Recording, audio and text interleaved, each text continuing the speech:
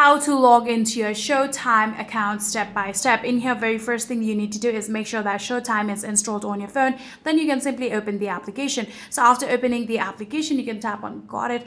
And in here, what we're going to do is simply log into our account, right? So for that, you'd need to tap on the three dot bar that you'll be able to see right here. Then from here, tap on account right here. Then from here, you can tap on connect to TMDB, right? So after doing that, we'll get into this particular link where you'll actually need to like add in the credentials of your TMDB. So simply tap on login, and then from there what you can do is simply add in the username and the password of your TMBD account, and then from there all you need to do is tap on login, and just like that you'll actually be logged into your Showtime through your TMBD account.